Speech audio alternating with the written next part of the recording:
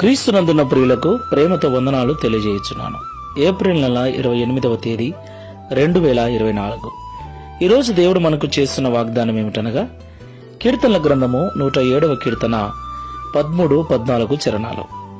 కష్టకాలమందు వారు యెహోవాకు మొరపెట్టిరి, ఆయన వారి ఆపదల్లో నుండి వారిని విడిపించెను. వారి కట్లను తెంపివేసి చీకటిలో నుండి మరణాంధకారములో నుండి వారిని రప్పించెను. ఆమేన్. నా ప్రియమైన సహోదరి సహోదరులారా, ఇశ్రాయేలు ప్రజలు ఐగుప్తులో అనుభవించిన బానిసత్వం ఎంతో భయంకరమైనది. 300 సంవత్సరాలు శ్రమలు, నిందలు, అవమానాలు, ఎన్నో బాధలను అనుభవించారు. వాటన్నిటిని తట్టుకోలేక, భరించలేక దేవుడు విడిపించున్నట్లుగా దేవునికి ఎన్నో మార్లు మొరపెట్టారు. దేవుడు వారి మొర విన్నాడు. వారికి కలిగి ఉన్నటువంటి ఆ భయంకరమైన పరిస్థితి నుంచి వారిని విడిపించాడు. చీకటి కట్లన్నీ తెంచివేశాడు. అక్కడ అనుభవిస్తున్న ప్రతి శ్రమ నుండి విడుదల కలిగించి శ్రేష్టమైన పాలు తెనులు ప్రవహించు దేశంలోకి నడిపించాడు. దేవునికి మహిమ కలుగును గాక. ఈ మాటలు వింటున్న ప్రియ సహోదరి సహోదరుడా, దేవుణ్ణి అనుసరిస్తూ దేవుని మార్గంలో నడుస్తూ నిందలు, అవమానాలు, బాధలు భరిస్తూ ఉన్నట్లయితే బాధపడకు.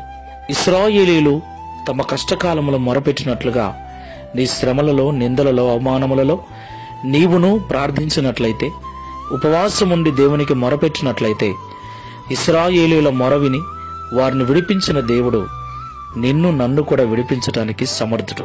ప్రార్థన చేయటం మరవకు. దేవునికి ఎల్లవెల్లలా మొరపెడుతూ దేవుని ద్వారా ఆశీర్వదించబడుతూ దేవునికి సాక్షులముగా జీవిద్దాం. ప్రార్థన చేసుకుందాం. పరిశుద్ధుడా, ప్రేమగల తండ్రి, మీకు స్తోత్రాలు నాయన. ఇంతవరకు మాతో మీరు మాట్లాడిన ప్రతి మాటను బట్టి వందనాలు చెల్లిస్తున్నాం. అవును తండ్రి, 300 సంవత్సరాలు ఇశ్రాయేలు ప్రజలు భయంకరమైన శ్రమలు, నిందల, అవమానాలు భరించారు. సరిగ్గా తినటానికి తిండి లేక, కట్టుకోవటానికి బట్టలు లేక వెట్టి చాకరిని చేశారు. ఎన్నో బాధలు అనుభవించారు.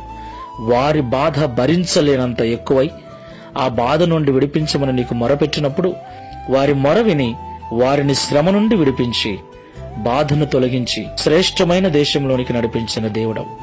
అలాగే మేము కూడా మా శ్రమలలో, మా బాధలలో నీకు మొరపెట్టినప్పుడు వారి వలె మమ్మల్ని విడిపించి సంతోషము చేత నింపుతావని మాతో మాట్లాడారు.